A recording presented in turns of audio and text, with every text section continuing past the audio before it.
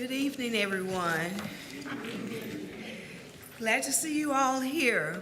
I, Jacqueline Colton, President of the Duncanville ISD Board of Trustees, call this meeting of the Duncanville Independent School District to order.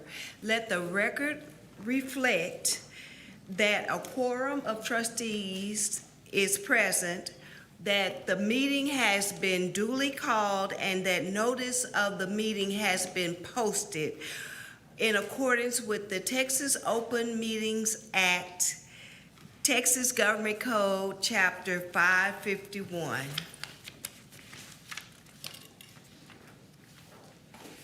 Trustee Vice President Janet Vera Cruz will lead us in our invocation. Well, thank you, Madam President. Please join me for a word of prayer. Heavenly Father, we ask that you bless everyone here tonight as we continue to seek your wisdom, guidance, courage, and strength. Be with us in our deliberations and help us to be wise in the decisions we make for the good of all those who have placed their trust and confidence in our lead. Heavenly Father, we thank you for every presentation tonight that has been prepared and thoughtfully processed. As ideas, visions, and daily instructions on learning have been shared, you can see in perfect detail the end of every beginning. Ready us for making every moment count. In his mighty name, amen. Amen. Thank you, Trustee Vera Cruz. I will now turn the meeting over to Ms. Davis Henry, who will introduce our students who are leading us in the pledges. Thank you.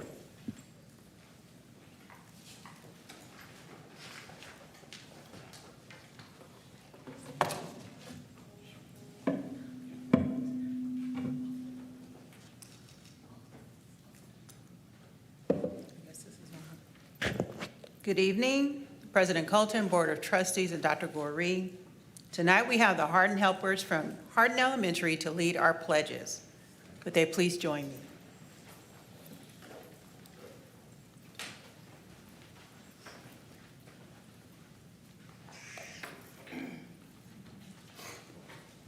Good evening, everybody. My name is Nicole Gonzalez, and I'm a Hardin Helper and News Anchor at Hardin Elementary. Good evening, my name is Allison Ramirez. I'm also a Hardin Helper. Good evening, my name is Kylie Woods. I am a Hardin Helper and a news anchor. Good evening, everyone. I am Alexandra Gonzalez, and I am a Hardin Helper, also a news anchor. I will be starting the Pledges of Allegiance. The Pledges of Allegiance. I pledge allegiance to the flag of the United States of America, And to the republic for which it stands, one nation, under God, indivisible, with liberty and justice for all. I honor the Texas flag. I pledge allegiance to thee, Texas, one state under God, one and indivisible. Thank you, Hardin Helpers. Board of Trustees and Dr. Goree, would you all please stand to take a picture with our Hardin Helpers?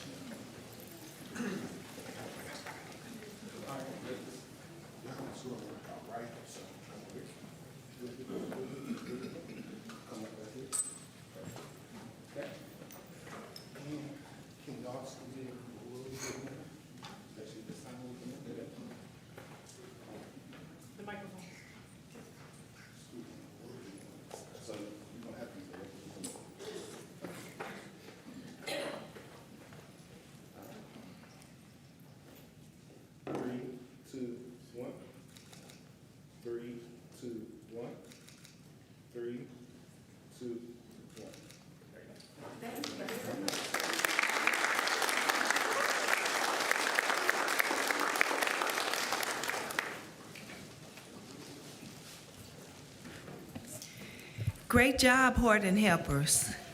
That's what leadership looks like. Okay, we will now move on to the superintendent's report, and I'll turn the meeting over to Dr. Goree.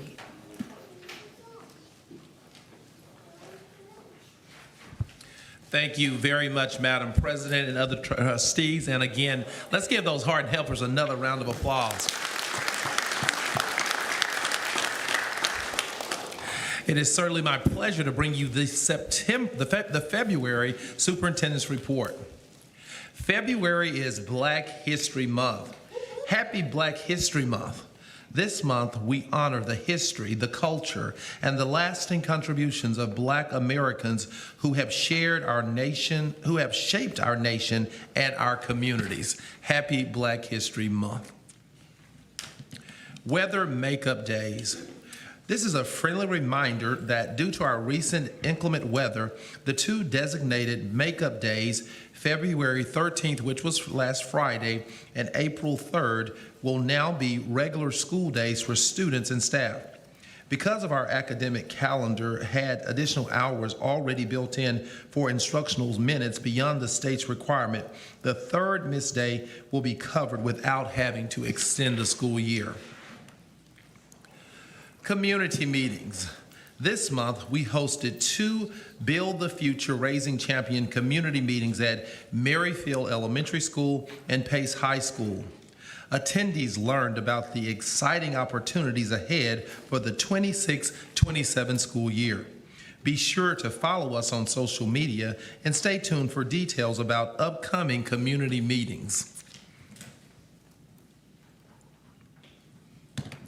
January attendance winners.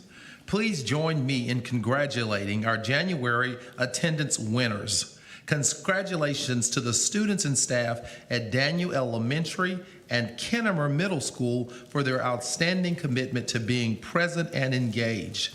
Each month, we will continue to recognize campuses leading the way in attendance. Remember, when our students are in school, they are learning and growing.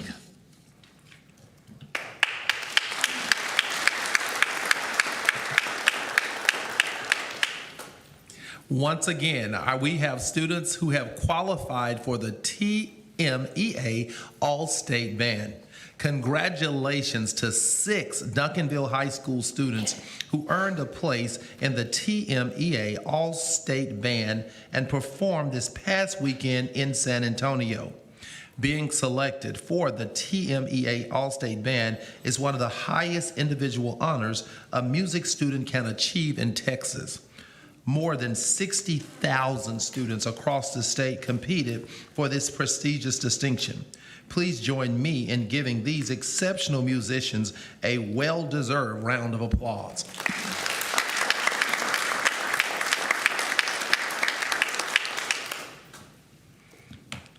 National Signing Day. On February 4th, we proudly celebrated 4 Duncanville High School football standouts who officially signed their letters of intent to compete at the next level on National Signing Day. We are incredibly proud of each of you and look forward to cheering you on in the next chapter of your career. Once a Panther, always a Panther. Congratulations to our signees. And last but certainly not least, Champions Choice is here. Mark your calendars, March 28th, 2026 at Duncanville High School. We invite families and community members to attend the Champions Choice School Shopping event on Saturday, March 28th from 10 a.m. to 1 p.m. at Duncanville High School. This event will feature booths from our choice schools, our choice and signature programs, and many other programs across the district. We'll have student performances, kids activities, and more. Learn more and apply today at duncanvillisd.org/choice. And again, this is an opportunity for you to come out and preview all of the wonderful choice opportunities in our district. And again, that application to apply for many of those programs is already open. So please visit the website to apply. That concludes our February Superintendent's Report. Thank you, Madam President. Thank you, Dr. Gorey, and congratulations again to the January attendance winners. We know that you need to be in school in order to learn. So we've got a good competition going, and we're looking forward to other schools making the cut for this month. And also, we'd like to congratulate the young men who were selected for the All-State Band. and the National Signing Day signees, and I know that there were 4, but Yeah, 4, 6. 7 previously Yeah, this year. 7. Yes. Yes, so that's 11. So Yes. that means, college opportunities, and we know that that's only, not all of them. So keep up the good work. So with that, we will now move to recognitions, and I ask that Miss Angela Davis Henry please come and lead us.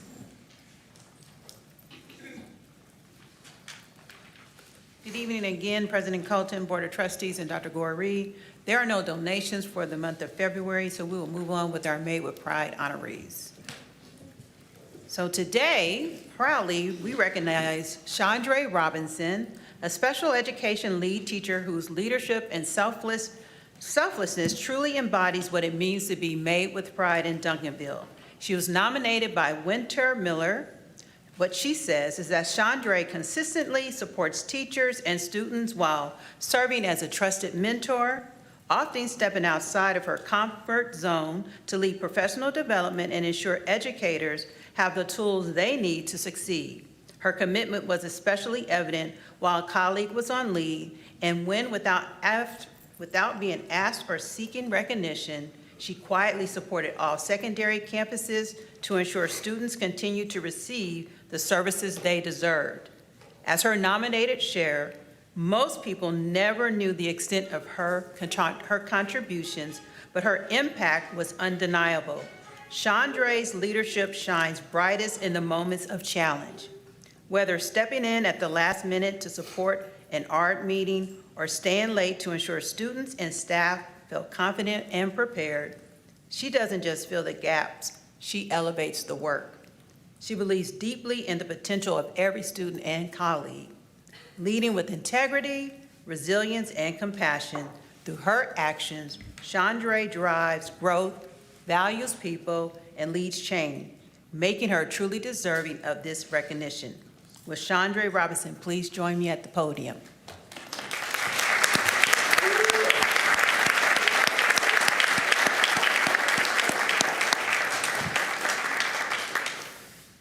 And will the family and friends of Chandra please stand to be recognized at this time, and let's give her a huge applause of being made with pride in Duncanville.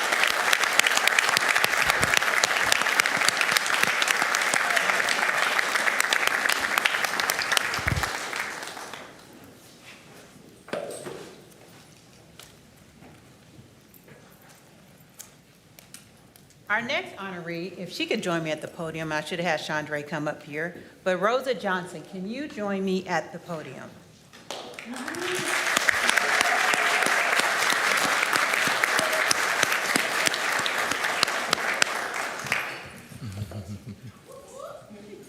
Hello. So we want to recognize Rosa Johnson, a vital member of our human resources team, whose dedication and expertise helps keep Duncanville ISD running smoothly. Nominated by Pamela Brown Wynn, Rosa plays an instrumental role in managing position control for the district, ensuring accuracy, consistency, and reliable data that supports both human resources, financial services, and other departments. Her willingness to assist others, improve systems, and introduce practical solutions reflect her strong commitment to driving growth and strengthening district operation. Rosa also exemplifies what it means to value people through her integrity, professionalism, and outstanding customer service. She works tirelessly behind the scenes to ensure stakeholders across the district have access to accurate, up-to-date information, and her nominator said, Rosa's attention to detail, professionalism, and unwavering dedication makes her a valuable team of the HR team. Her work may be quiet, but her impact is powerful. Rosa, you're truly deserving to be our Made with Pride staff honoree. Will the family and friends of Rosa please stand and let's give her a round of applause.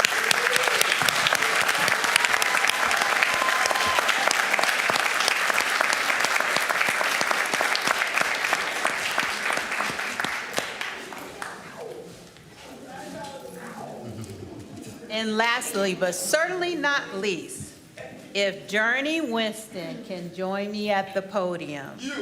Yes. Oh, Journey.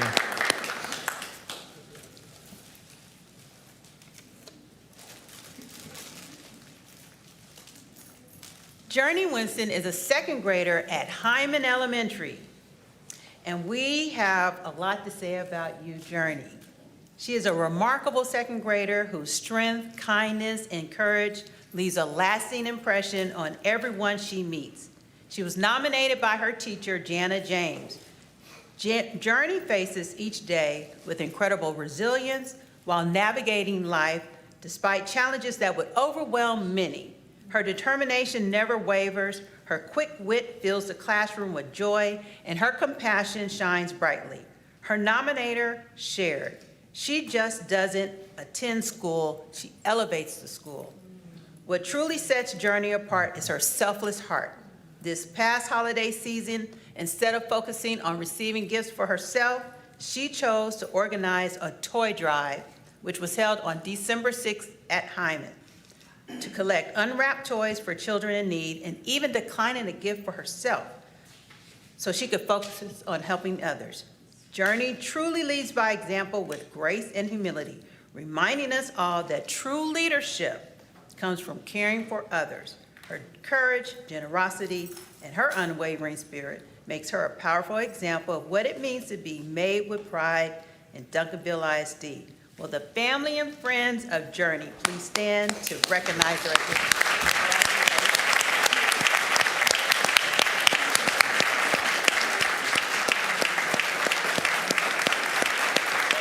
Will all the nominees,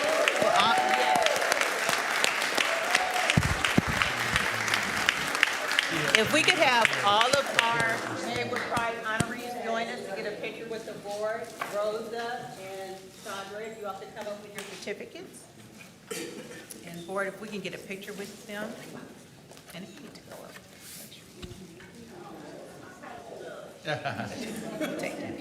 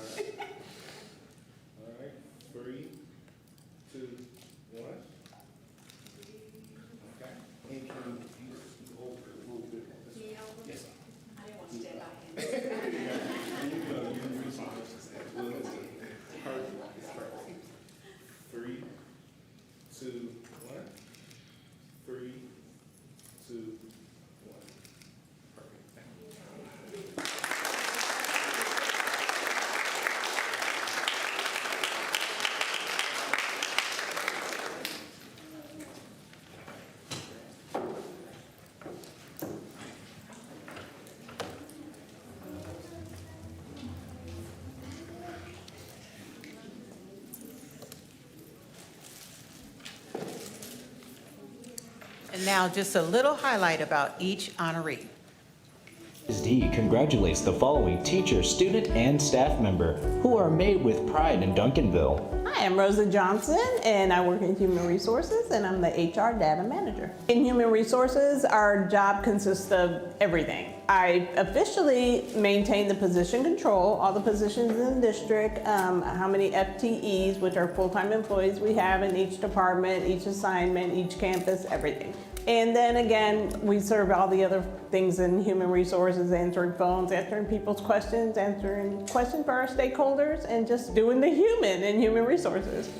Everyone is great here. We all work together as a team. But I do like that the people in Duncanville is a family. It feels like a family. I could have an aide from the high school call me because she wants me to walk her through things, and I'm the one that does it and more friendly. So she's always going to come to me. I'm one that's kind of behind the scenes. I stay behind the scenes.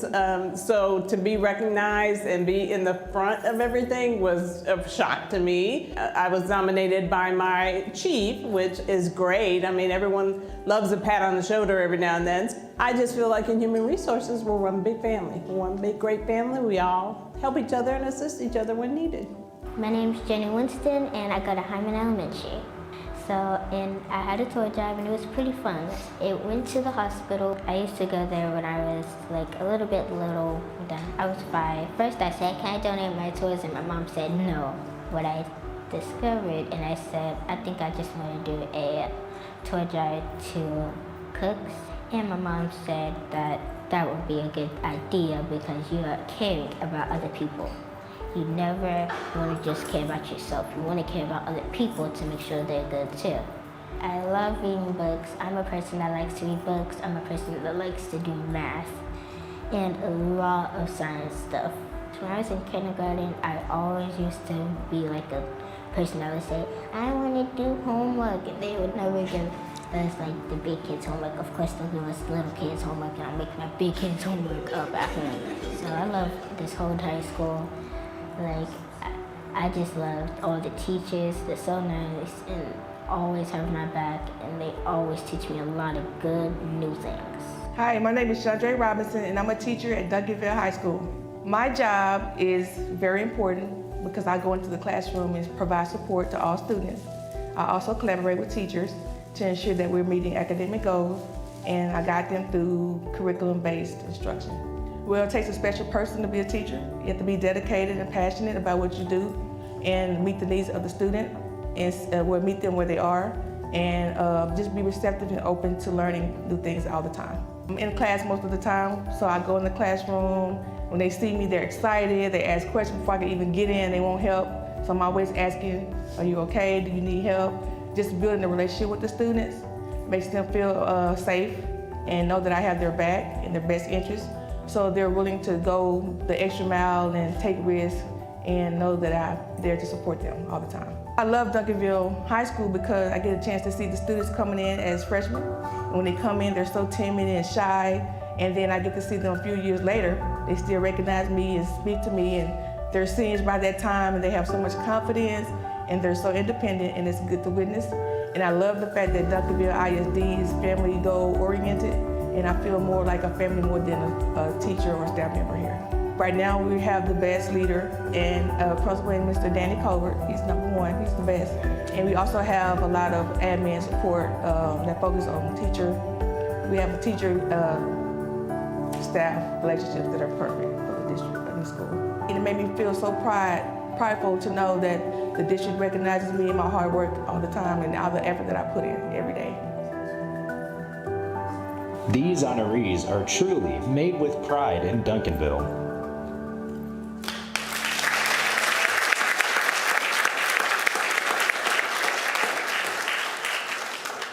And this concludes our Made with Pride presentation. Thank you, Ms. Davis Henry, and thank you to the 3 amazing individuals that were recognized tonight.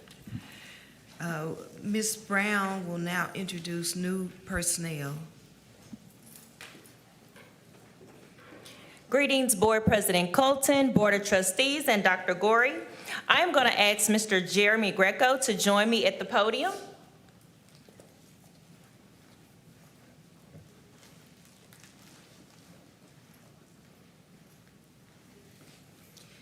We are pleased to welcome Jeremy Greco as the Director of Transportation. Mr. Greco brings more than 25 years of experience across transportation operations, vocational education, and technology, including over 9 years in public school transportation. Prior to joining Duncanville ISD, he served in Garland ISD as Transportation Route Supervisor, where he supported daily operations, dispatch, state reporting, and department initiatives. Mr. Greco has extensive experience supervising large teams and operational systems. In Garland ISD, he supervised more than 40 drivers, managing routing, coaching, student management, and service improvement efforts. He played a key role in implementing transportation technology systems that improve route efficiency and parent communication. He also has experience as a teacher and administrator at a vocational college, providing technology-focused instruction and leading staff training programs. As a certified Texas pupil transportation supervisor, he brings a strong understanding of transportation standards and safety practices. Throughout his career, his work has included maintaining an open door policy with drivers, supervising and coaching staff, and leading in-service training initiatives. Mr. Greco's family was unable to attend tonight, but please join me in welcoming him to the Duncanville ISD Panther family. Thank you.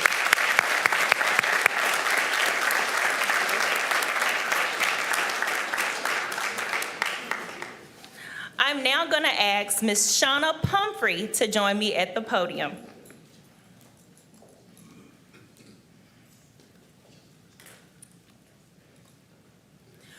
We are pleased to welcome Shauna Pumphrey as the Chief Financial Officer.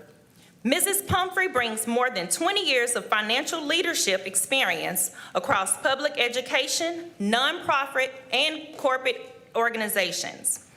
Prior to joining Duncanville, she served as the Chief Financial Officer at the Family Place and in Lancaster ISD. She also served as the Director of Accounting Services in Dallas ISD, where she supervised a team of more than 30 professionals for core accounting functions. Throughout her career, Mrs. Pumphrey has provided senior-level oversight of accounting, payroll, grants management, budgeting, audit coordination, internal controls, risk management, and fund stewardship. Her work includes overseeing investment portfolios, strengthening financial systems and processes, and ensuring strong fiscal accountability.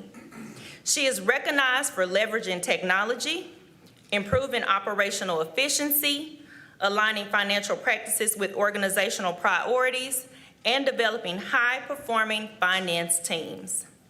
Mrs. Pumphrey holds a Bachelor of Business Administration and Accounting from Texas A&M University, and she is a certified public accountant. Please join us in welcoming her to Duncanville ISD. And then she also has friends and family members, her husband, her parents, her daughter. Would you also stand?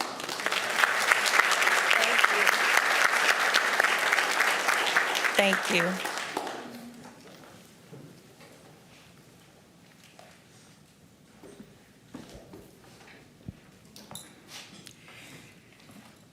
Thank you, Mrs. Brown, and we welcome Mr. Greco and Ms. Pompey, and we feel honored to have you all, and we're looking forward to great things, because I know, that's your track record. So thank you very much for choosing Duncanville ISD.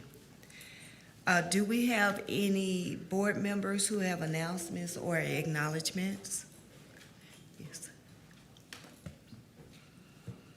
Good evening again. Over the past 6 years, I've had the privilege of serving this district as trustee. During that time, I've developed a deeper appreciation for the seriousness of board work, the responsibility, the preparation, and the commitment it requires. For the past 2 years, I've spoken with several parents and community members about what the role truly entails. Board service requires steadiness, discernment, and student-centered mindset. In those conversations, one person consistently stood out, Mr. Duran Pelton. He impressed me with his thoughtful approach and his willingness to understand the work before stepping into it. As I conclude my service as trustee, I am confident that this seat will continue to be held with care and intention. It is my honor to introduce the next trustee of seat 4, Mr. Duran Pelton. Please stand.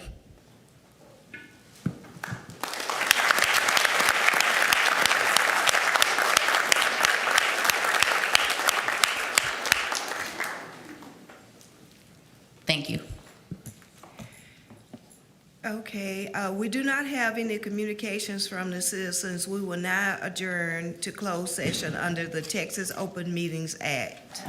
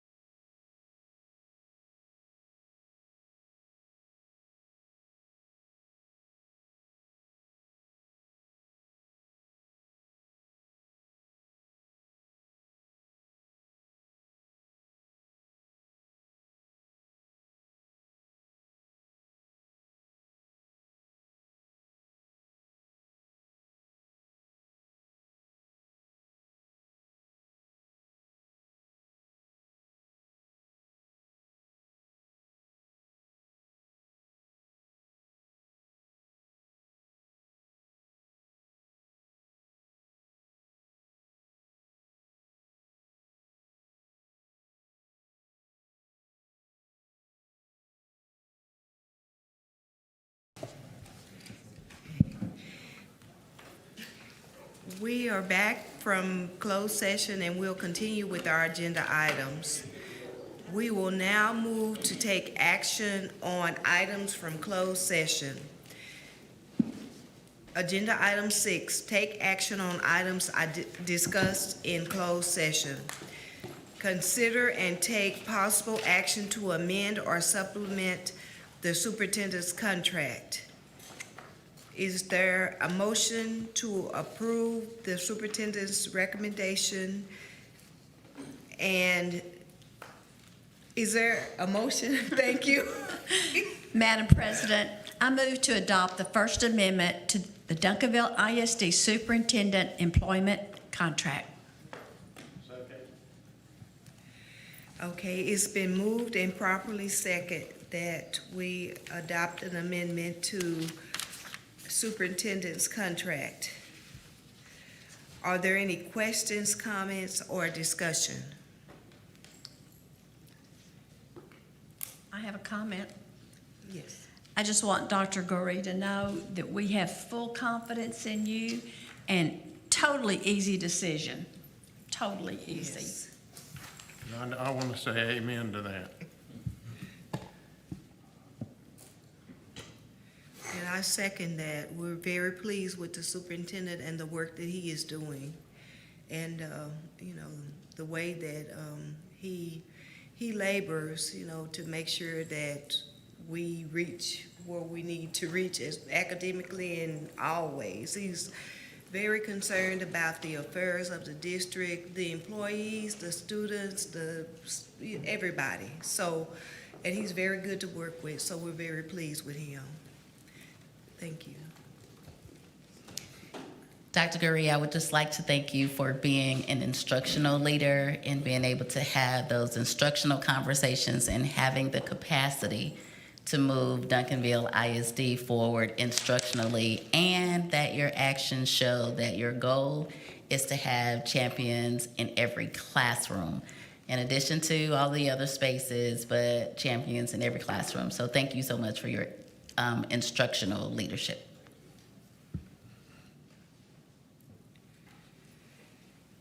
Okay, would you please cast your vote electronically?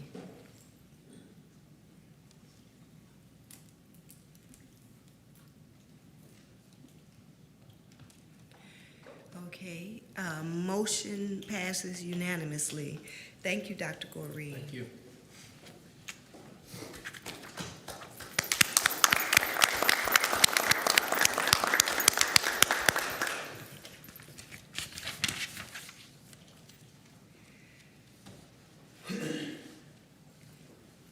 Okay, next item. Do I have a motion to approve the superintendent's recommendation that we hire and issue a one-year contract to William Mitchell for the position of Chief Athletic Director? Second. It's been properly moved and second. Are there any questions, comments, or discussion?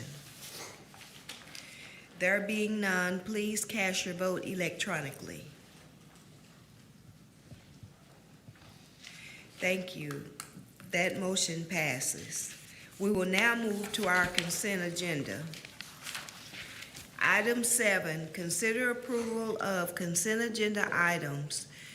All items will be acted upon at the same time by the Board of Trustees, or may be acted upon at the same time by the Board of Trustees. Do I have a motion?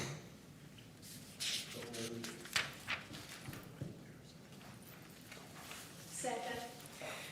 Okay, it's been motion and second that we approve the consent agenda. Are there any questions, comments, or discussion? There being none, please cast your vote electronically. Thank you, trustees. We now move to action agenda item A, approval of purchases over $50,000. With Ms. Pumphrey. Thank you.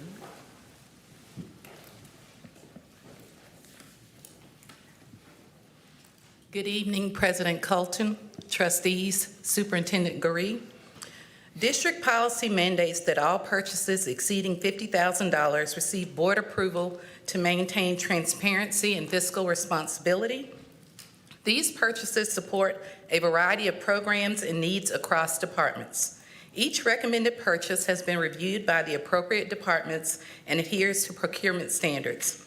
A summary of each item was included in the board book, and today we have 4 items on the vendors list. School Technology Associates in the amount of $147,735.75 for district-wide time clock replacements. Southwest International Trucks, $267,506 for 2 refrigerated box trucks for our Child Nutrition Services program. Eduphoria, $63,827.59 for software to support curriculum and instruction. And Yonder, $92,000 for cell phone lock cases. At this time, if you have any specific questions regarding any of the items, I will ask the respective department head to come and answer any specific questions. Are there any questions, Trustee Vera Cruz? How many cell phone cases are we purchasing?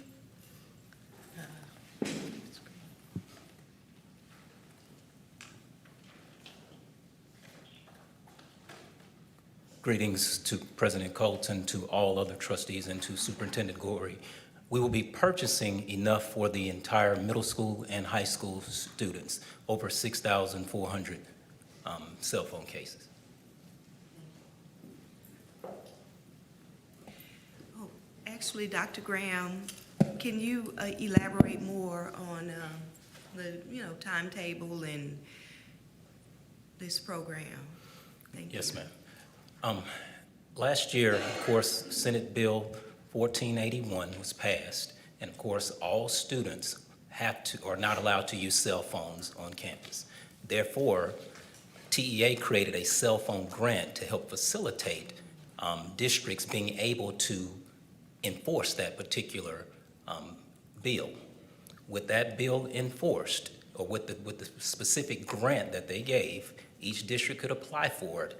And through Mrs. Amora and the team, we were able to receive the $92,000 grant through TEA. Therefore, we created a committee to look at certain groups in order to pick the certain company that we wanted to go with, and Yonder had the best program. Therefore, Yonder is who we went with, $92,000 just to do middle and high school students. Will they be issued to the students, or how? Yes. So the cell phone case will be issued to the students at the beginning of the year next year. It will start next year, I'm sorry.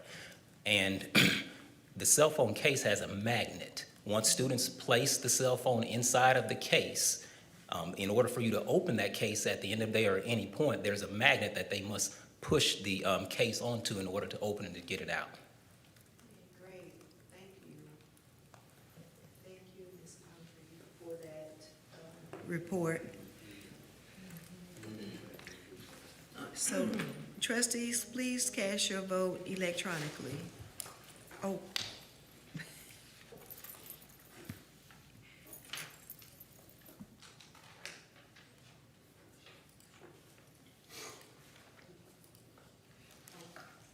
Correction, can I have a motion to approve the recommended purchases exceeding $50,000 as presented?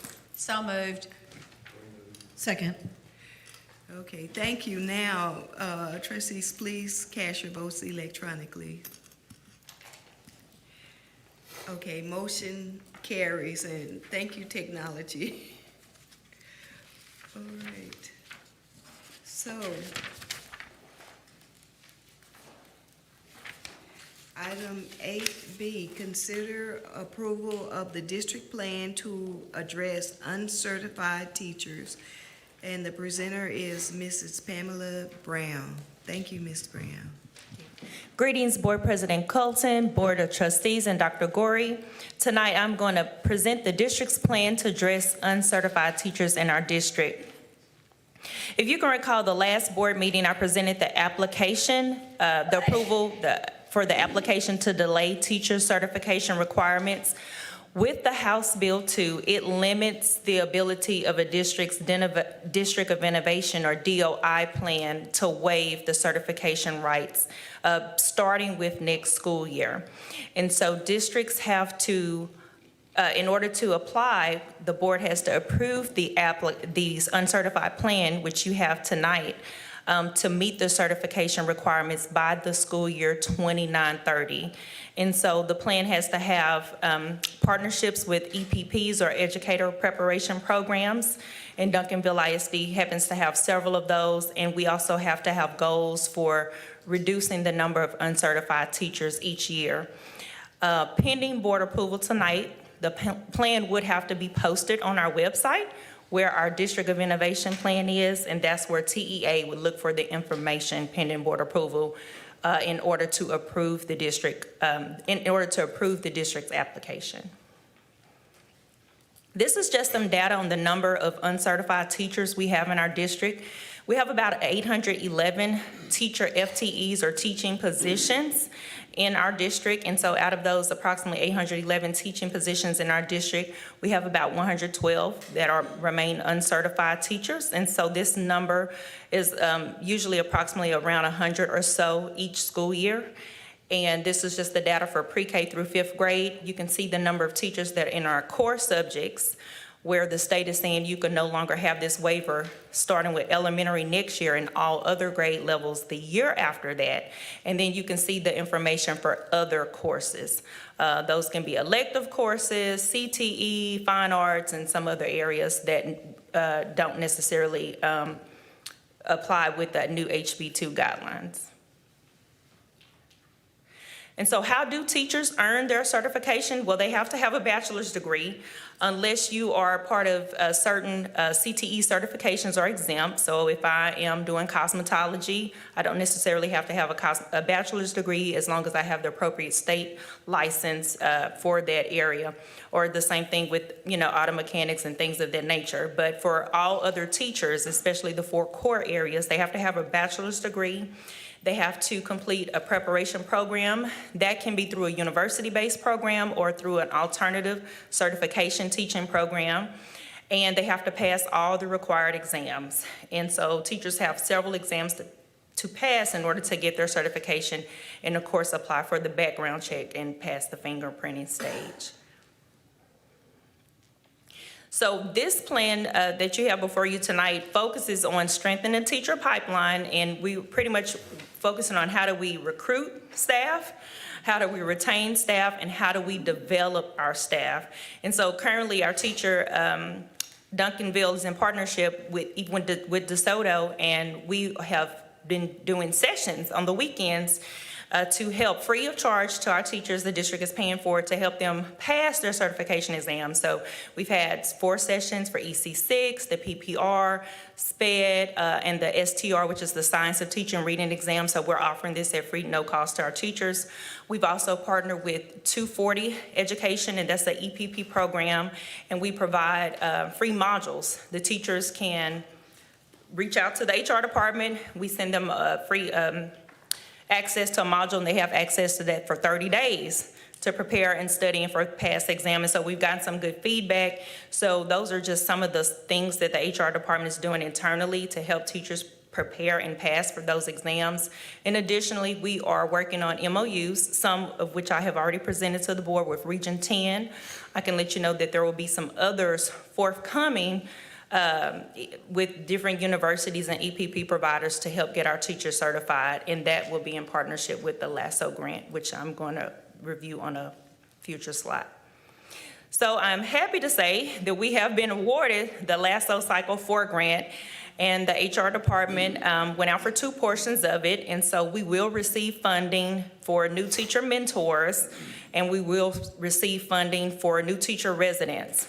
And so with those, you have to have MOUs in place with universities. And again, I will be before you this spring bringing some of those MOUs. And so some of the universities are waiting for more information from TEA, but we do know that we've been awarded. And so more information will be coming to the board soon about that.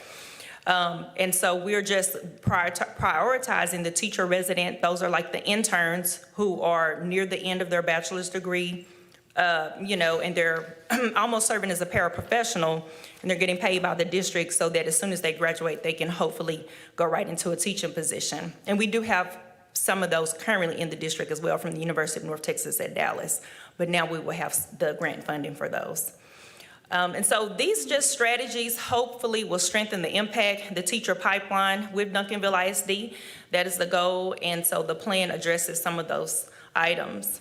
I did want to let you know that this plan, if pending board approval tonight, is not set in stone. As we get more information from the LASSO grant, it will continue to develop and evolve over time as we develop more partnerships.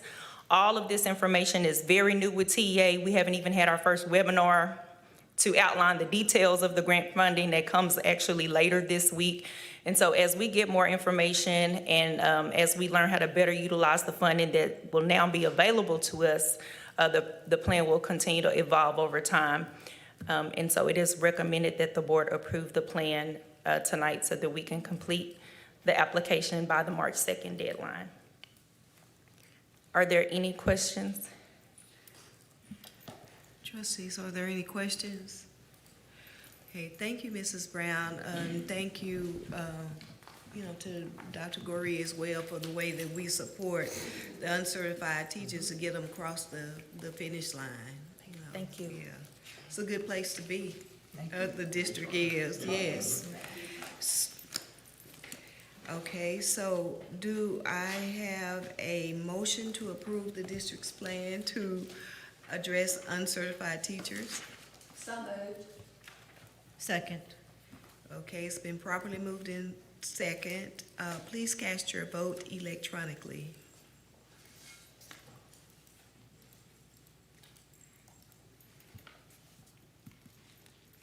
Okay, motion passes unanimously. Thank you.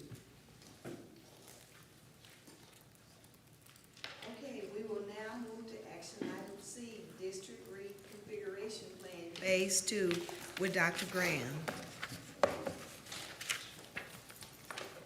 Greetings once again to President Colton, to all trustees, and to Superintendent Goree. Tonight, I will present Phase 2 of the reconfiguration plan. Since the January board meeting, we've continued to execute the timeline with strong focus and transparency and engagement. We met directly with staff that are impacted at Summit, at Maryfield, and at Pace to provide clarity on the next steps. We addressed staff questions and concerns to reduce the uncertainty and reinforce the commitment to supporting employees through this transition. The naming committee convened on January the 21st, 2026 to begin proposing the new names for the Maryfield Educational Center and the Duncanville Resource Center. The process involved several community members and staff members. We hosted 3 superintendent community meetings at Maryfield, Pace, and the Duncanville Rotary. Building walkthroughs were conducted with impacted principals to assess the facility readiness, program needs, and operational adjustments. The rezoning committee has met to review the attendance boundaries, enrollment projections, and the feeder alignment to ensure transportation efficiency. Overall, we remain on schedule to the aligned goals. As we look at the past, in Phase 1 of the district reconfiguration plan, it focused on renovating all campuses while transforming selected schools into specialized campuses and establishing school choice academies, signature programs to expand student opportunities. The phase also reconfigured grade spans to minimize the campus transitions by creating the Early Learning Academy for 3-year-olds, shifting elementary schools from pre-K4 to pre-K4 to 5th grade, and middle schools from 6th grade to 8th grade campuses.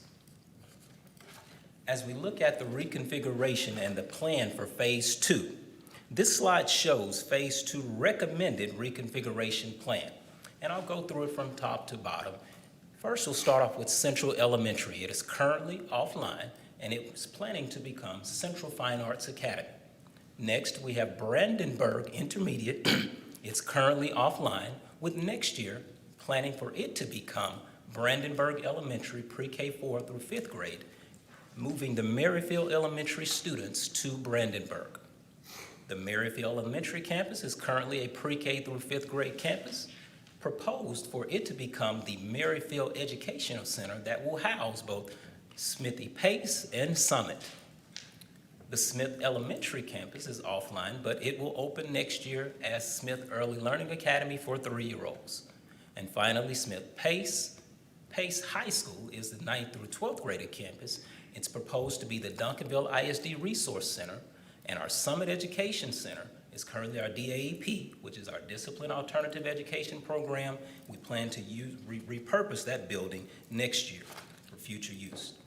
And now, I would like to present another new choice school that will open next year in Duncanville ISD. This campus represents a key component of our reconfiguration strategy, expanding specialized programs while increasing family choice across our district. It's planning to be a K-8 campus, but next year it will open as a K-5 campus, and we plan to add a grade each year. The building will be renovated and updated with the fine arts theme. School is by application only, and transportation will be provided for all district students.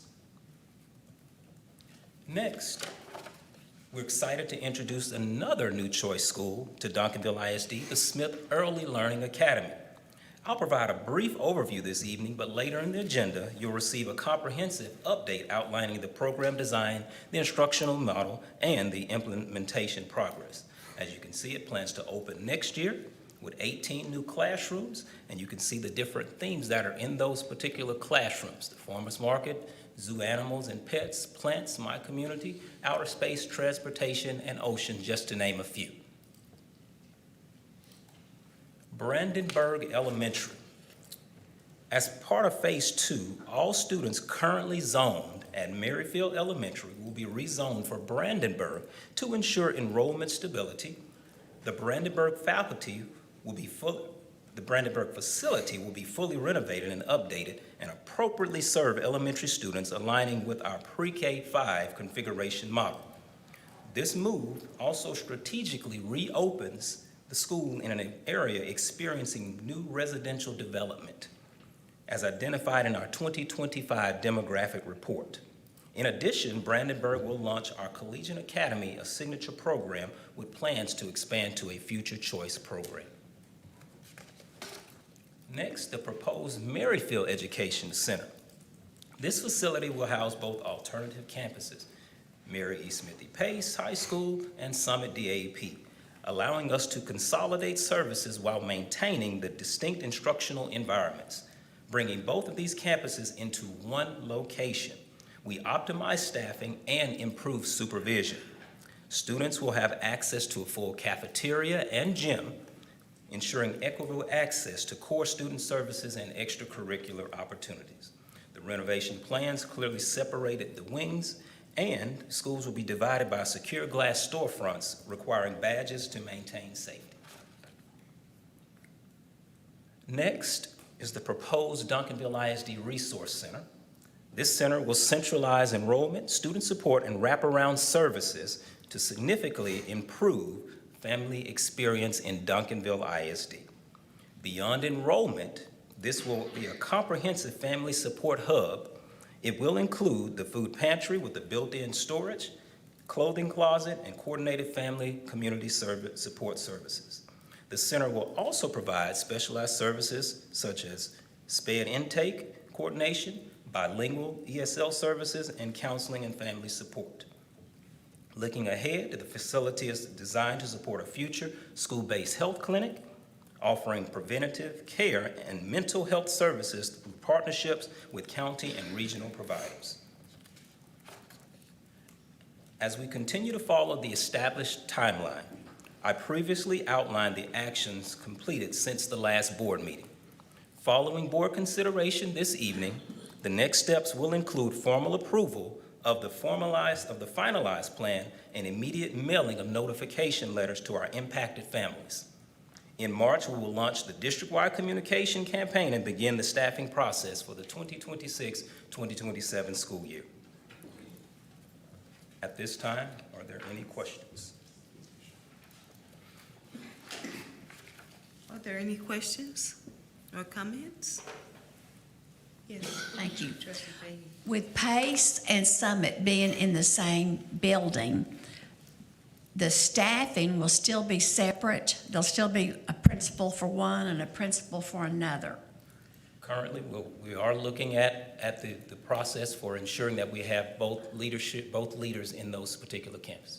Okay, and they will have equal use of the gym and cafeteria? Yes, ma'am. Okay, will they be together? Will they still, classes be, okay, completely separate? Completely separated. Okay, thank you. Are there any further questions or comments? Oh, I have another one. Yes, Trustee Fahey. With the 18 new classrooms at Smith, will those be remodeled rooms? I mean, we're not building 18 new, those are remodeled. All of those rooms will be remodeled in that particular campus. Yes. Okay, thank you. And later on, she's coming with a complete view of that campus. You'll have. Thank you. So there will be 18 classrooms total? Yes, ma'am. Yes, sir.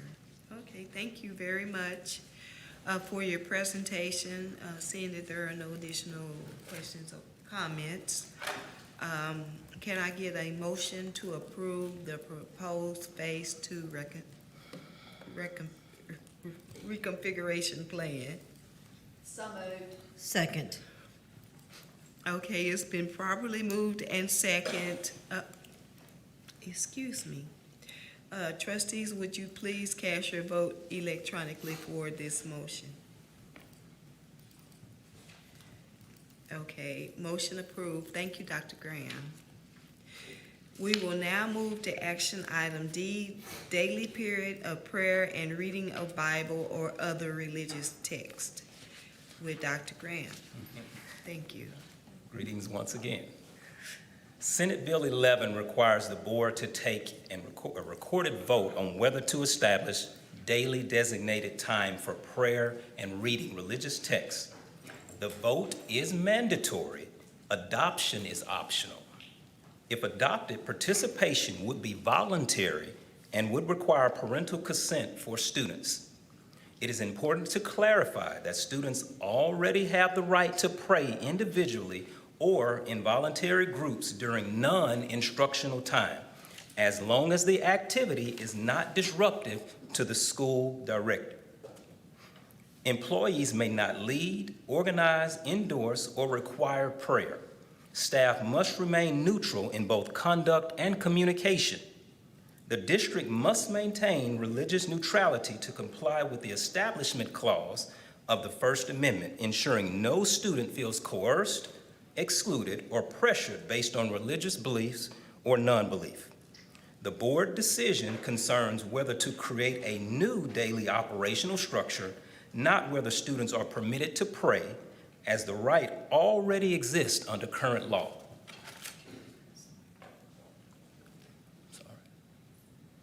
After review, the administration recommends not adopting Senate Bill 11's designated daily prayer framework. The district current policies already protect students' religious expression, including voluntary prayer, silent reflection, and participation into student-led religious activities during non-instructional time. These protections are aligned to state and federal law and ensure that students may exercise their rights without disruption or coercion. Adoption of Senate Bill 11 would create a new daily operational requirement, including consent management, supervision planning, compliance monitoring, without expanding student rights beyond what they already have. Because of our existing framework already accomplishes the intent of the legislation while maintaining neutrality in operation, administration does not recommend adoption at this time. At this time, are there any questions? Are there any questions or comments on this particular item? There being none, do I have a motion that the Duncanville Independent School District Board of Trustees decline to adopt a formal daily period of prayer and direct administration to continue operating under existing policies that allow voluntary student-initiated prayer in accordance with state and federal law.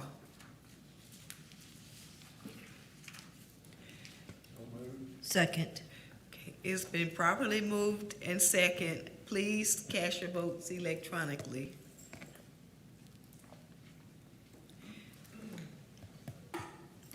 Okay, that motion passes unanimously. Thank you, trustees, and thank you, Dr. Graham. We will now move to action item E, Duncanville High School Portable Complex Cell Removal with Ms. Lamora. Good evening, President Colton, trustees, and Dr. Gorey. To support the Duncanville High School renovation, portable buildings were installed to accommodate the ninth grade classes for this school year. With the portable use concluding this summer, and in order to remain in compliance with the city's ordinance of removal, the district solicited a proposal for the purchase and removal of the portable buildings. The proposal from Schultz House Moving LLC, located on pages 176 and 177 of the board book, includes the purchase and the removal of the portable buildings, as well as the demolition of the associated wood decking, awnings, and handrails. While it may seem unusual that the district is going to make a payment to a vendor who is purchasing the portables, the proposal reflects the total demolition and removal costs offset by a credit for the sale of the buildings themselves. The net total cost for the purchase and removal is $86,300. Removal will begin after the school year concludes to ensure that no student's instruction is interrupted. All portables are scheduled to be removed by August 1st. It is a recommendation that the board approve Schultz House Moving LLC for the sale and the removal of the portable buildings from Duncanville High School in the amount of $86,300. I'd be happy to answer any questions you may have. Thank you. How much is a used portable worth? So they're buying them for $5,000 each. Just seems strange to me that we're paying somebody to remove it and they're going to resell it, but yet we're paying them $86,000. So a lot of times the big cost in all this is actually hauling it away. So sometimes you might want to auction them off.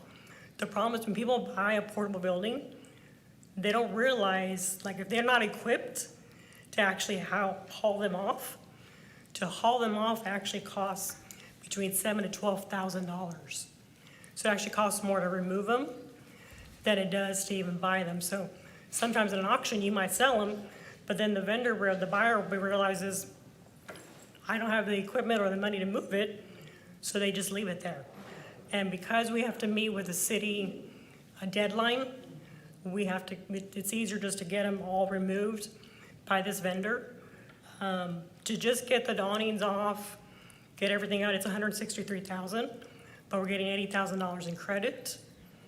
So the net, what we would owe him is $86,300. It just seems that some of the items might be reused, whether it's Habitat for Humanity or Wounded Warriors, the ramps, the steps, even the buildings could be used for homes. Didn't they all have restrooms within them, or did we all use portables? Not all of them have restrooms. Okay, maybe in the future we could look into something that would benefit the world. Okay.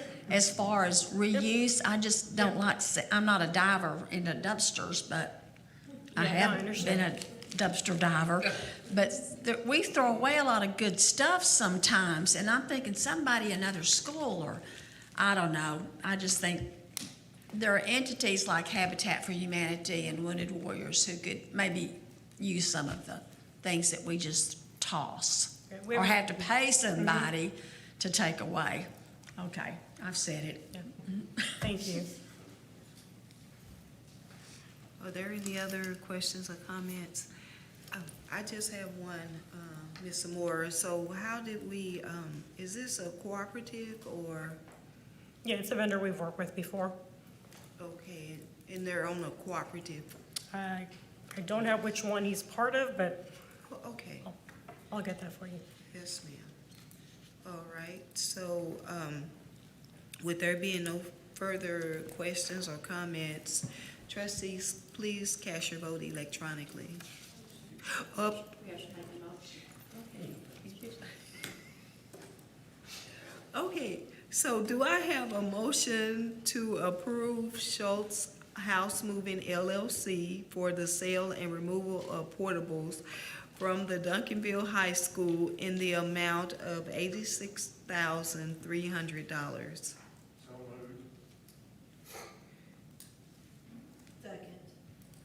Okay, it's been properly moved in second. Please cast your vote electronically, trustees. Okay, motion passes unanimously. We will now move to action item 7, request for qualifications for awarding of professional services. With Ms. Zamora and Mr. Scott. Good evening again. So in accordance with Texas Government Code 2254.003, Duncanville ISD solicited requests for qualifications for 4 professional services: construction materials testing, commissioning, engineering, and test and balance. The district received 11 proposals from 11 firms. Tonight, we're asking the board to approve the list of vendors for evaluation. Following the evaluations of all 11 firms, the top 5 firms will be chosen to perform the 4 professional services for bond and maintenance related work.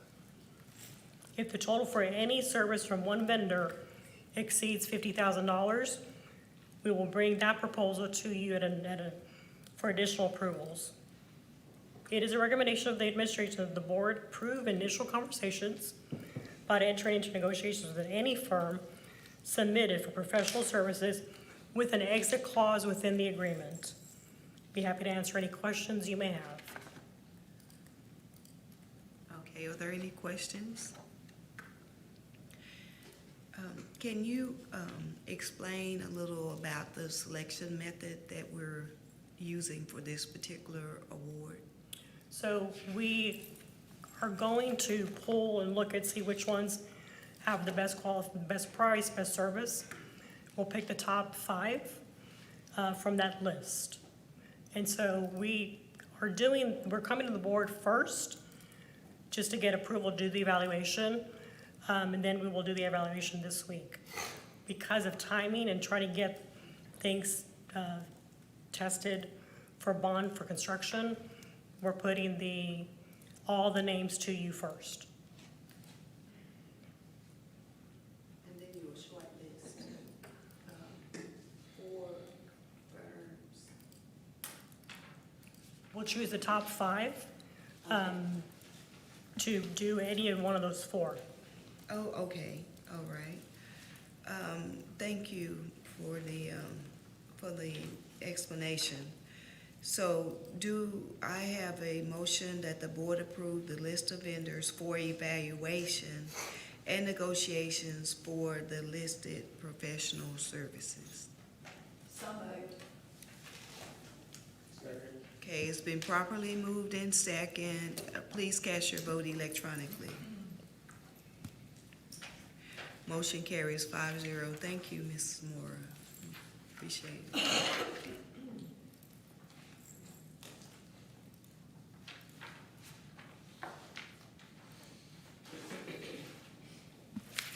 Okay, agenda item 9, information discussion agenda bond project update. 9A, and the presenter is Ms. Moore. I'll be here for a little bit longer. Do you need Good evening again. The countdown to fall 2026 is underway as we prepare to open our doors for a new school year and a new school year in new and renovated facilities. This evening, we're excited to share some progress updates on Central Fine Arts Academy, Smith Early Learning Academy in Duncanville High School. While not included in tonight's presentation, renovation work at Brandenburg has begun. It's progressing very well, and it's nearing completion of the demo phase. Our partners at Elaine are here with us again tonight, and they're going to walk you through the updates, beginning with Central Fine Arts Academy.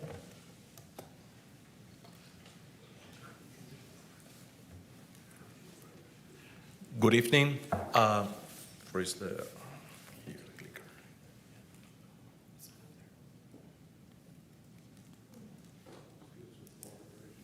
Mrs. DeMoore, you're welcome to sit down too while you okay? Okay. We just need the president. There.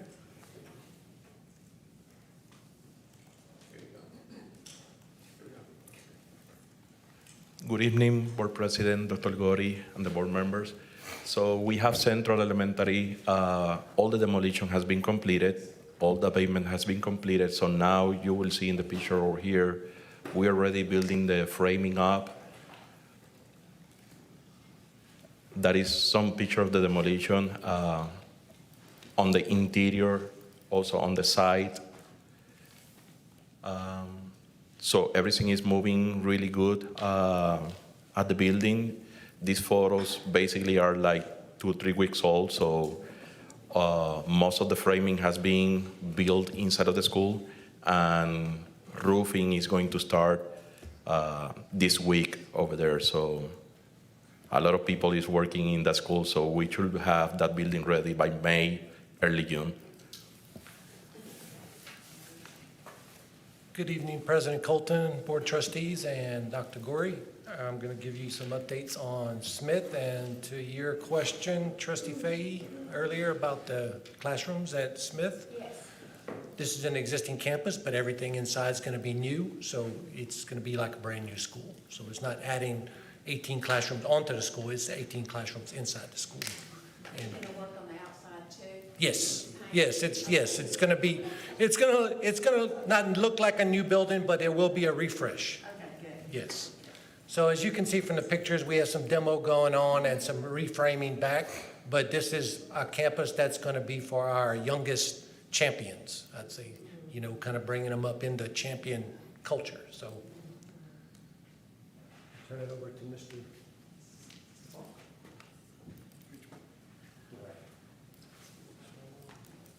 Good evening, President Colton, Board of Trustees, Dr. Gori. High school is moving along well, and we have framed the building. You can see the section on the west side is the bistro. It's coming along well, and right underneath the bistro, there's the print shop area. That's the one which is critical. We have to get it done because the moving of the existing equipment from the old building. The salon is coming along. The area which is open on the east side is the salon. These are the exterior facade coming along. The roofing is halfway done, and we are connecting to the existing building. These are the photos from the snow. So you have some. These are the areas inside the building M, which is completely done. The contractor is doing punch list and getting it finished. These are the area, this is building J. We have added a new project manager, Samantha Avila, to our team, and she's handling building J, so today is her debut to speak. Good evening, President Colton, Board of Trustees, and Superintendent Gori. Construction has commenced for Phase 1 of Area J, which includes 9 existing classrooms. Make safe and demolition is complete. Framing of interior walls, MEP overhead rough-ins, and adjustment to fire sprinkler are ongoing. Wall rough-ins will proceed with inspections to follow.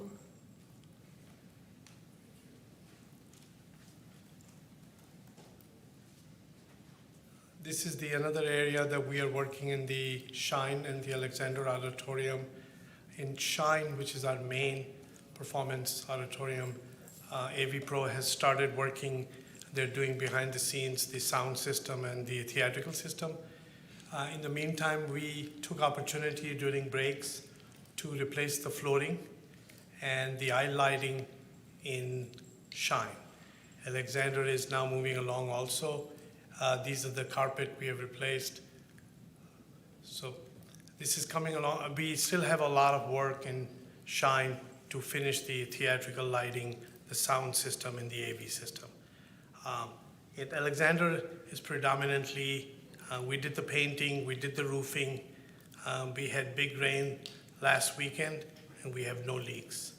So the Alexander has been leaking that area, one area, for almost several months in the past. Our future is the CTE addition. We need to finish that, because now you just approved the portable, so they're sold. And that means the 9th grade needs to go back in the building, and we finish the addition. High school J, the next phase is going to be the admin suite for the 9th grade. So that's going to be critical. Finish the first phase and do that. Central and Smith, Angel and Kevin are running that, and that's our game plan. And Brandenburg is going to be right next to that.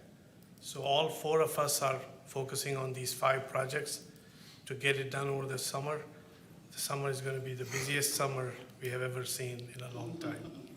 Thank you. Are there any questions we can answer for you? Are there any questions? Okay, there being none, we would like to thank you, Ms. Zamora, and the LAN team for doing such a wonderful job. And we would also like to thank the voters for approving this project so that we can make facilities to our schools and bring them up to first class. So thank you all very much. All righty. No, it's an action item. This time. Yeah. Okay.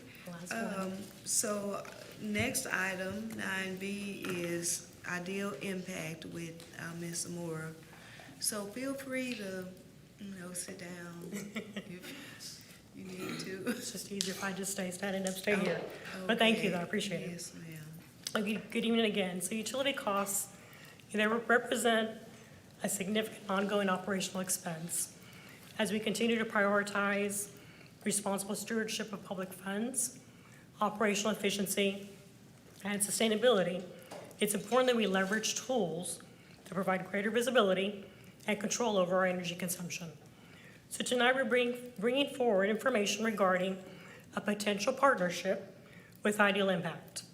They're an organization that offers financially risk-free model focused on implementing short-term sustainable energy projects designed to reduce utility consumption and costs.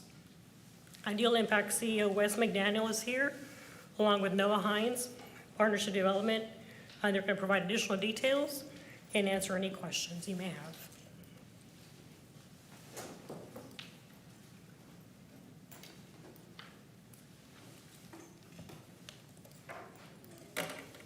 Thank you.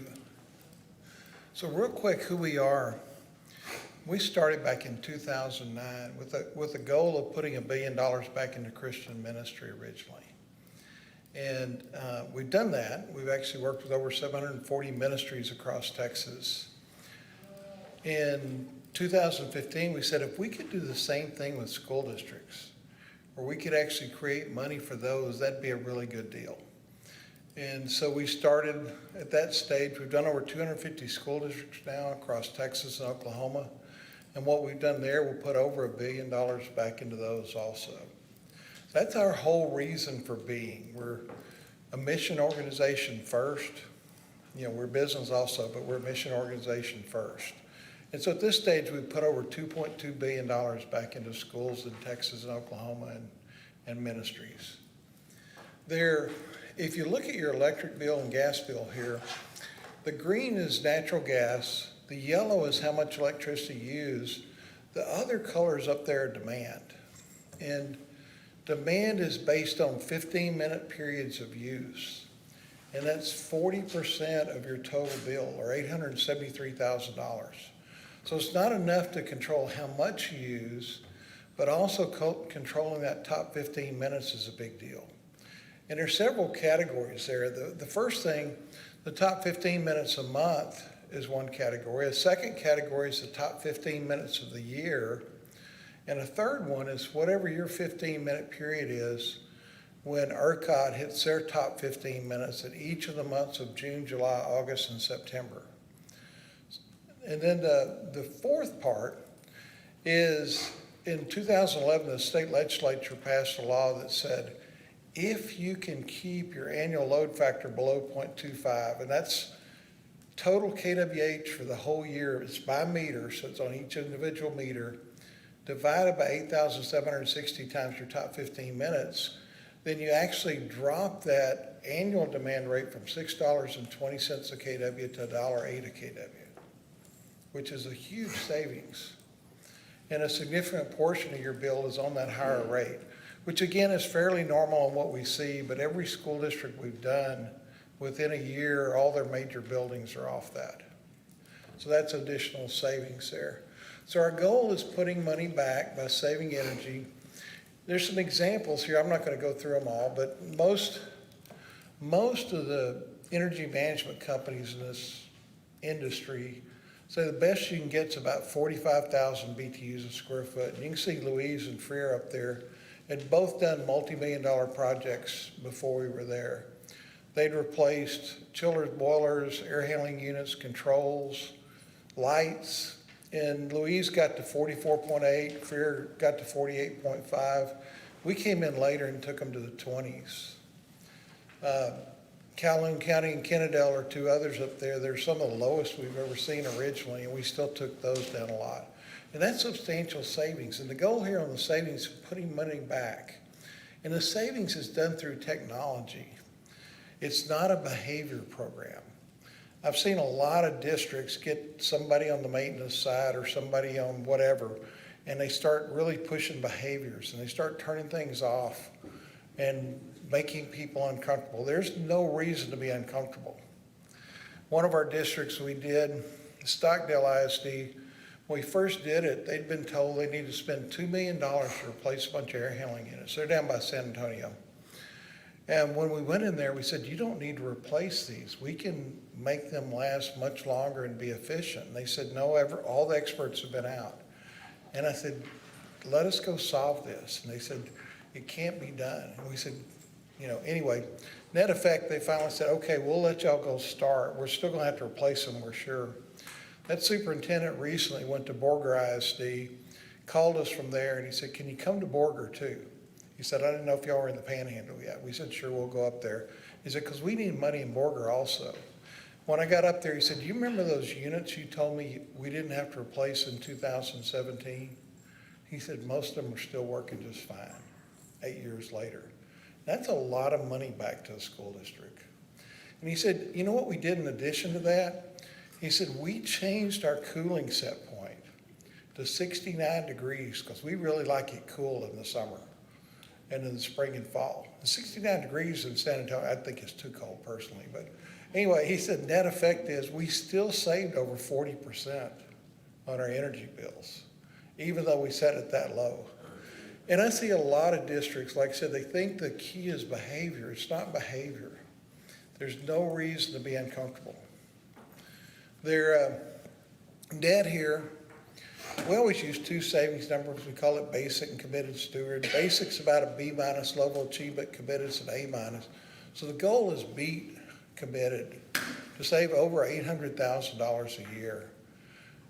The 15-year number assumes 7% inflation. I don't know what it'd be, obviously better than anybody else, but the net of that, it would put almost $17 million back in your district just from energy savings. That doesn't include getting you on the better rate, because we still multiply the better rate times your deal, so that's just gravy on top of it. It doesn't include all your equipment that you don't have to replace. It lasts longer. And we cover that. We started a long time ago. We started with ministries originally doing what we call an 80-20 program, where we actually, if you're at the committed steward level, whatever level you're at, you pay 80% of the savings until you hit the total cost there, $3.8 million. You keep 20% of your savings, but you keep all the additional savings all of the fact that now you no longer have to, pay that higher demand rate, all the savings of just units lasting longer, from humidity going down. As we improve humidity, that does a lot to improve indoor air quality. All of those are just gravy on top. And the net is, just from the energy savings, $16.9 million, but the rest of it counts a lot too. I've seen districts said they saved as much on additional savings as they saved on energy, which is a big deal also. And then plus, the systems we put in are non-proprietary. So you're not stuck with just buying them from one place. Even if you look at the new units y'all are going to be adding, not to have to buy a proprietary communication board will save you a lot on top of this, probably several $100,000 going in. What we're doing, first thing, we're rhetorical. We've done thousands of buildings across Texas, obviously, and many thousands across the world. Our energy fellows that came, when we started this back in 2009, that first year I felt like God was calling me to cap salaries at $20,000 a year, because we were trying to put as much back as we can. I said, okay, I'll do that, but that's going to mean I'm the only employee because nobody else is coming. And you try to argue things with God, which is kind of silly. But anyway, net effect, we ended up with some of the top energy conservation people in the world that took 85, 90% pay cuts to be part of this.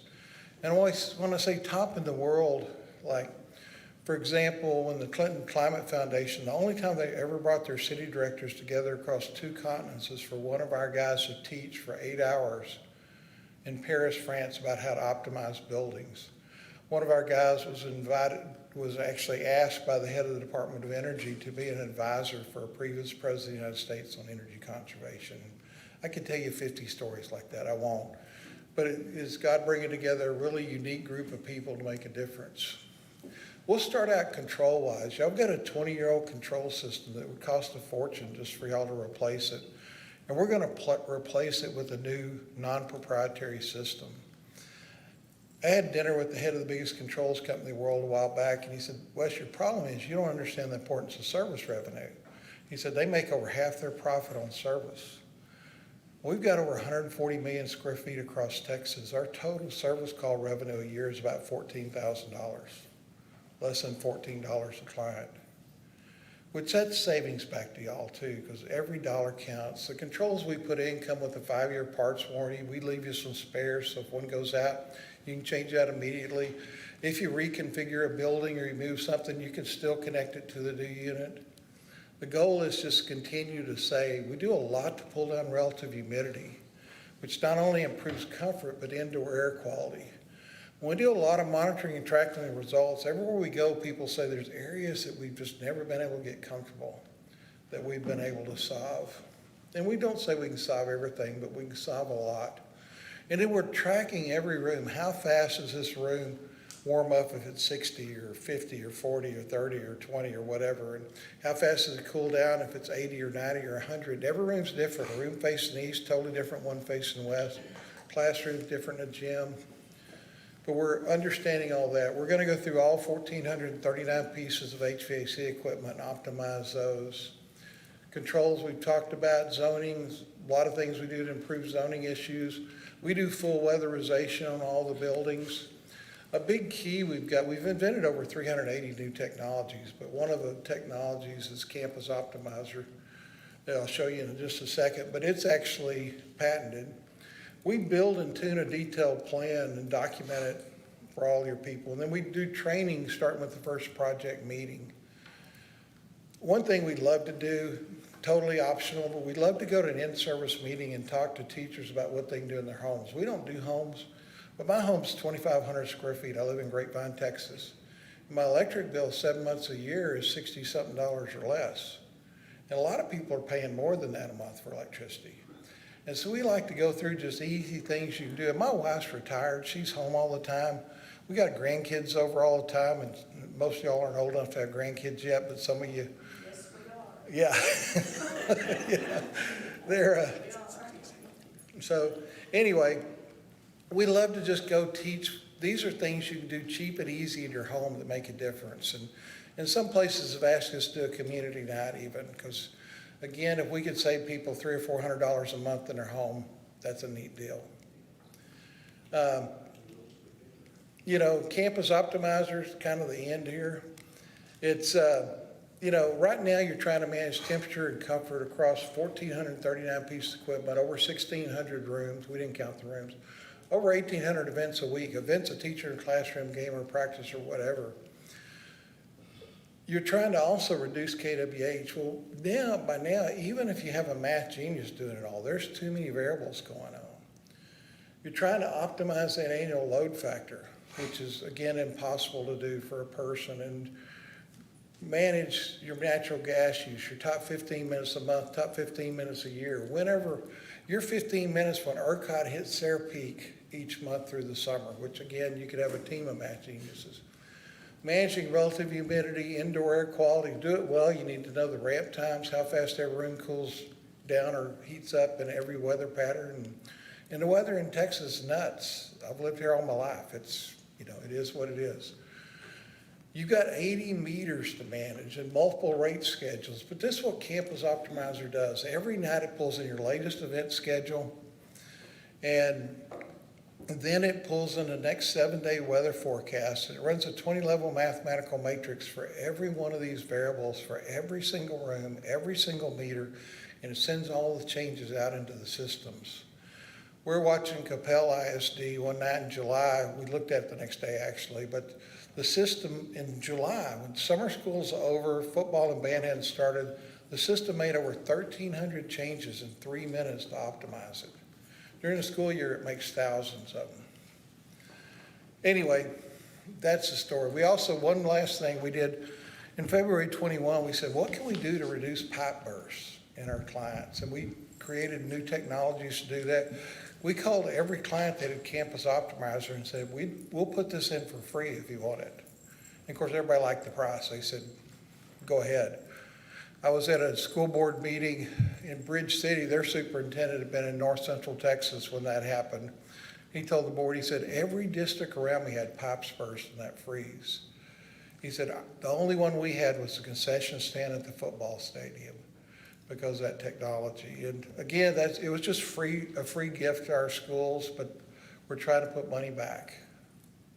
What kind of questions do you have? Thank you very much for your presentation. I do want to give the board just a little information that we met with, through our operations team, we met with Ideal in the fall, and we began the conversation there. And the conversation began from the space of, as we look at our budgetary needs, looking across all divisions to see what can you bring to the table. And of course, energy cost is a huge cost in operating a school system.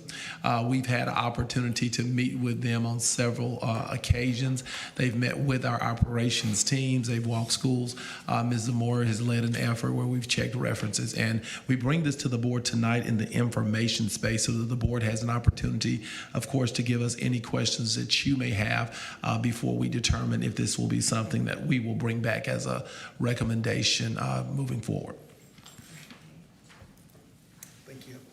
You can get my bill down to $60 You know, we see so many people see their bills drop drastically, and you know, you think about teachers, they're on the front line, and if we can save them a few $100s a year, that's, yeah. Trustee Fahey? Several years ago, our district entered an agreement with an energy-saving company. Some of you might remember it. The sales rep, we kind of kiddingly named him Ready Kilowatt. Remember the little character on TV, Oh, yeah. the little cartoons? Well, and it started out great. I mean, first he was just changing light bulbs. But then we named him Ready Kill a Teacher, because when he got in the lounge and copy rooms and started taking away microwaves, refrigerators, and coffee pots, you're talking about uncomfortable. Oh, yeah. So I'd be mad. Remember him? Were you here? He was a lot of fun to work with. Oh, yeah. Yeah, No, he wasn't. Teachers sacrifice enough already. They don't need to give up things like that. They don't need to give up comfort. And they, you know, our system, every controller has a LCD readout on it. So the teachers can walk up to it, move the temperature up and down to whatever level you've chosen. They can come in after hours on weekends or whatever, and make their rooms comfortable. There's so many benefits like that. I think it's crazy to penalize teachers. So this would be a replacement on that 20-year-old thing that we have? Yes. That's where so as far as light bulbs and the silly things, I'm not silly, But yeah, okay, so it's a big deal. yeah, it's technology improvements. Thank you. Who you take somebody in our district and educate them on this, or? So we put it all in, so we do it all. There's a huge installation effort, obviously. And to optimize 1,400 units is a huge effort too. We use all our own techs for that. We don't subcontract anything. To weatherize all the buildings is a huge effort. But then we actually start training on key things to people in the district about energy conservation, but also about systems. We had one district, actually we've had a number of districts, but they've said, you know, if you could teach our people some basic DX maintenance where we had to call less contractors out, it would save us a fortune. And so we do that too if they want to. You know, because our goal is putting money back. And a lot of the money we put back is not going to show up in our numbers or our calculations, but it's real money to you. And if you can not have to replace units as long, and you can, you know, and you can get classrooms back up and running quicker. And our systems also actually show an alarm if the rate of change is changing from cooling or heating. So way before this unit's getting to a catastrophe stage, you can see an alarm. Most of the time it's a little minimal change at that stage before it all blows up. So lots of savings in addition to what we show in those numbers. But, you know, 16.9 million is a lot, but if you can you'll get a lot more than that. So. I have a question. So I believe we replaced a number of our units. Is that correct?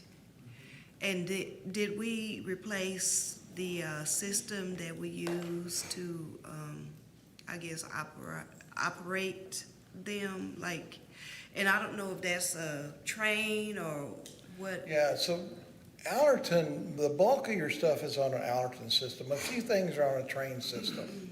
So both of those are proprietary systems. And so what we're going to change it out there, it's actually a Pelican system. It's made in the United States. It's non-proprietary, which is going to save you a fortune on anything else you do. So if you change a unit out in the future, you know, just the mechanical contractor can unattach and reattach this. You don't have to call a control company out to do anything. And we leave you got a 5-year parts warranty. We actually leave you some spares. We show your guys, if one goes out, how to change it so they can have a classroom back up and running in 15 minutes rather than waiting for a couple of days for somebody to show up. So there's a whole bunch of separate benefits like that. It tracks 2-year trend logs. It tracks lots of different things. You can see it on your cell phone. So, you know, if you got somebody in your facilities group working on a unit on the roof, they're not having to run up and down the ladder to the classroom and interrupt the classroom multiple times. So a whole bunch of benefits like that make a huge difference. So when we changed the units out, we didn't upgrade the technology that we use to control it? Excuse me? So when you change the units out, oh, sorry. Yeah, So not always, we didn't always change the controllers. And so the HVAC units we purchased, those are still going to be functioning. What we're changing out is the controllers and the rooms that'll be tied to this new technology. Oh, I see. Okay. And then the weatherization, like we're undergoing extensive improvements to our facilities already, so I'm not sure, like for weatherization, what all that would entail with, you know, our facilities since we're upgrading them now. When you're upgrading facilities, you're not doing weatherization in there. That's a whole separate technology that you go in. And I've seen even new buildings need to be weatherized. And you know, and you've got a wide mixture here of different ages of buildings, obviously, and so weatherizing those is a big deal. We've had buildings we've gone into where we've done districts and they built a brand new building. And what I always tell them to do, if they're doing that, talk to us first. We don't do new construction, but if we can save you money on that new construction job, that's real money back to the district. Plus, then you can expand Campus Optimizer yourself to a new campus if you do it right, which again saves you money too. We did Godly down there. They're at new high school. It's about 6 months from completion when we did it. We said, if you can make these changes, they said, we don't have any more money in our budget. I said, that's okay, it won't cost you more money, but to build it better in the first place. And then they said, we finished, and they had 177 units. They said, what would it take to expand Campus Optimizer? I said, you built it right so you can do it yourself. And they said, what would you charge us? We said, $15,000. And you imagine if you asked Train to expand 177 units, my guess is it's a lot more than $15,000. You know, but it's every dollar we save you counts, whether it shows up in our energy numbers or not. Okay, and I noticed that there was a 15-year estimate, savings estimate. So is that the period of the contract that? No, I would expect you to actually pay it off. So if you currently, so it's actually up there, but it would pay it off with you keeping 20% of the energy savings, keeping all the additional savings, it would pay it off in a little over 5 years.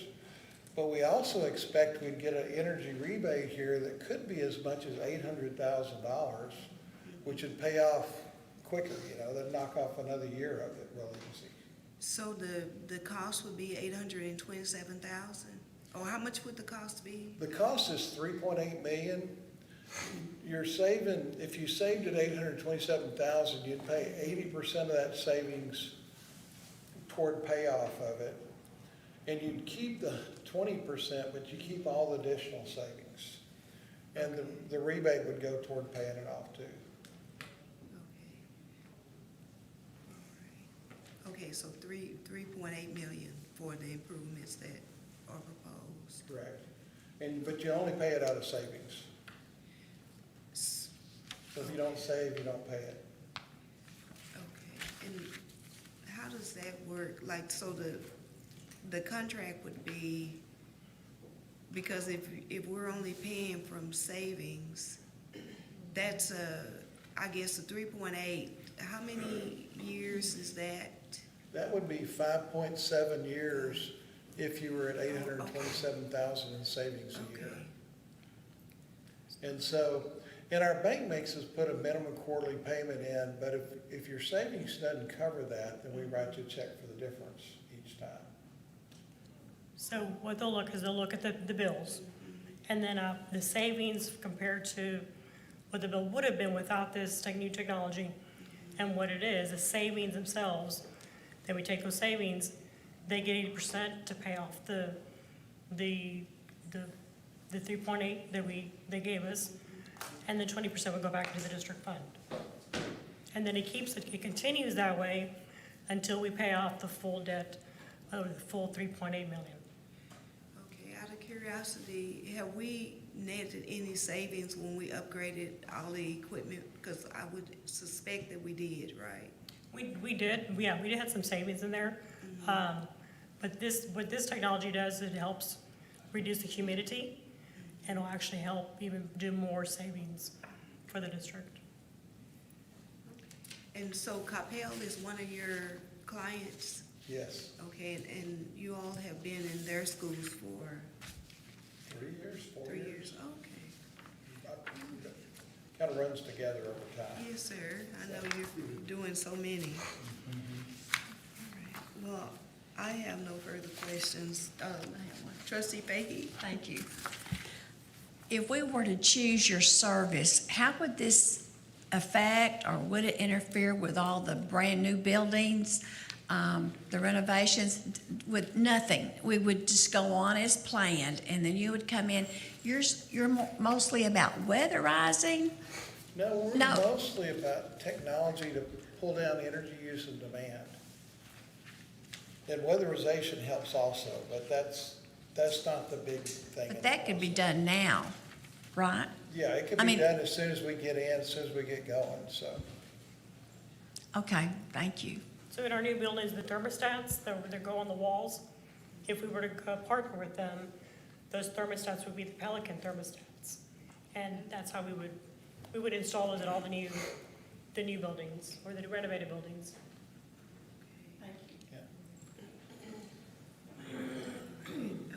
Any further questions?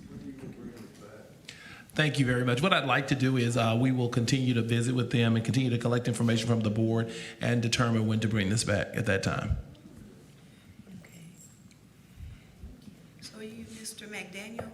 Yes. Thank you very much for your presentation. We appreciate you for, Thank you. coming. Thank you. Thank you.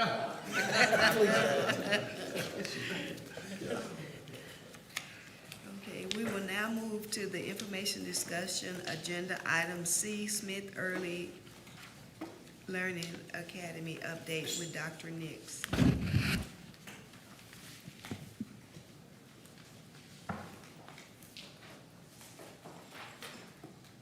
Good evening, Madam President, members of the board, and Dr. Goree.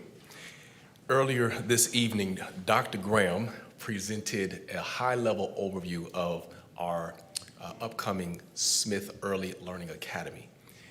And then just recently, Lan provided some current real-time images of what it looks like.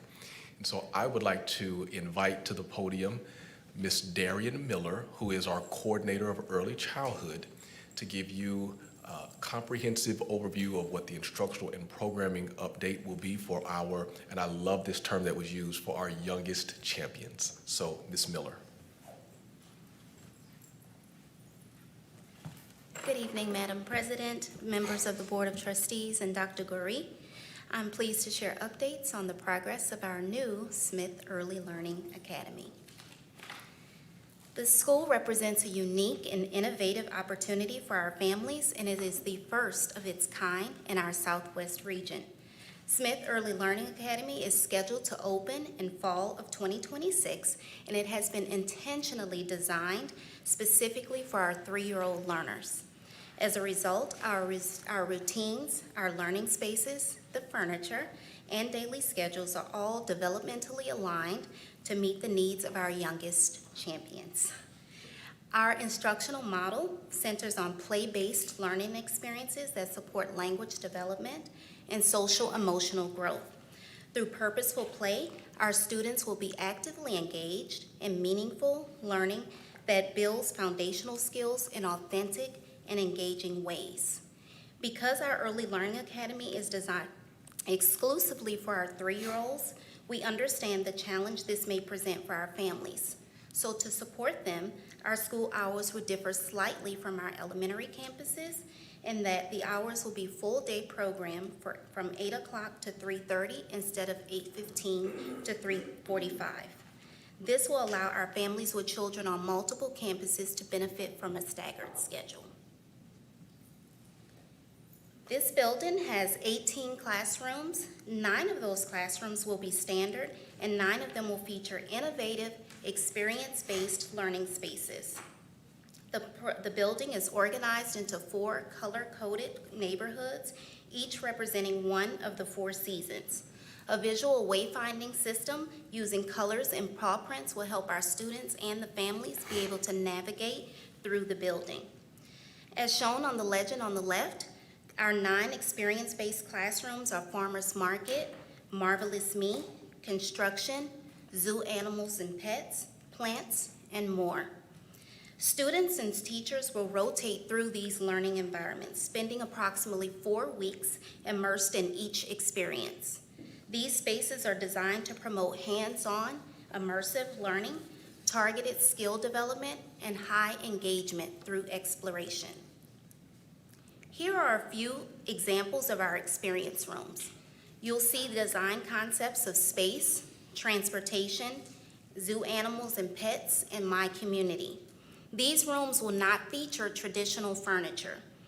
Instead, students will engage in high engagement, purposeful play learning experiences. This means students will not do worksheets. Instead, you will see our students engaged in learning the pre-K guidelines through real-world experiences layered with engagement opportunities that incorporate movement, dramatic play, sensory, exploration, and meaningful speaking and writing opportunities. To support enrollment and community awareness, we have partnered with our communications department to develop our marketing campaign with enrollment beginning April 1st. Students must be 3 years old on or before September 1st and must meet the eligibility requirements. Tuition-based pre-K will also be available.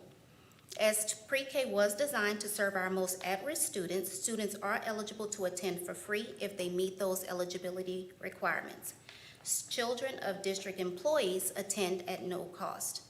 Based on our pre-K enrollment trends, we are projecting enrollment at 255 for this pre-K 3 campus.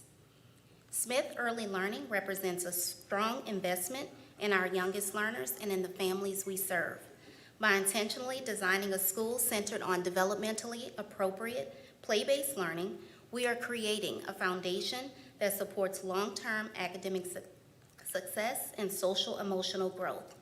We are proud of the thoughtful planning that has gone into this work and excited to continue partnering with our families and the community as we prepare to open our doors in fall of 2026. Are there any questions I can answer? Trustees, are there any questions or comments?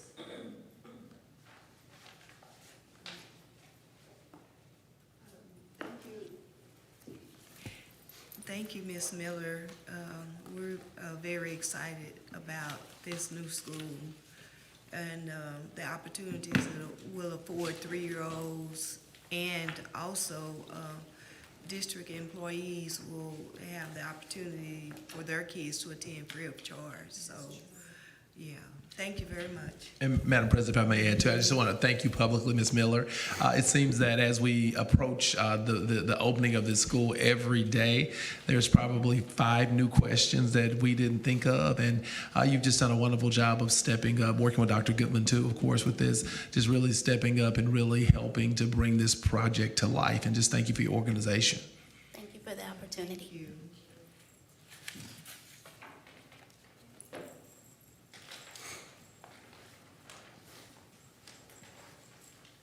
So there are no further items to discuss.